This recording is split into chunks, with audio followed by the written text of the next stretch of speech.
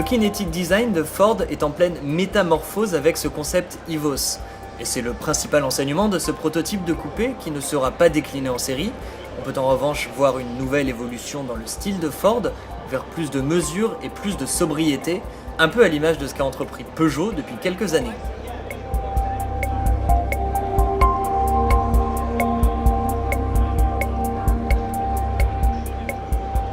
Fini la bouche et les larges optiques chères au kinetic design. Les passages de roues comme les épaules sont moins marqués. Reste en revanche la ligne dynamique et très plongeante. La face avant impressionne par sa finesse, sa calandre et ses phares amincis. Vu de côté, l'Evos semble même démesuré avec ses 4,50 m de long. Mais à y regarder de plus près, vous y trouverez la raison. Les découpes sont invisibles, mais les portes arrière sont pourtant bel et bien là.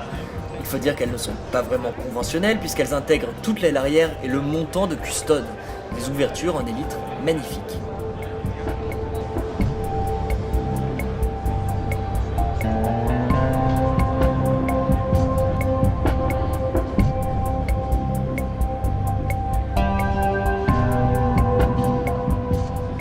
Une fois la surprise des portes passée, on découvre 4 sièges baquets indépendants très confortables. À l'avant, une interface multimédia s'enroule de manière innovante autour du conducteur. Un conducteur qui sera d'ailleurs chouchouté par Ford avec l'intégration de nombreux équipements comme la présélection de programmes radio, le programmateur de climatisation et même le contrôle du rythme cardiaque afin de déceler tout stress ou toute fatigue.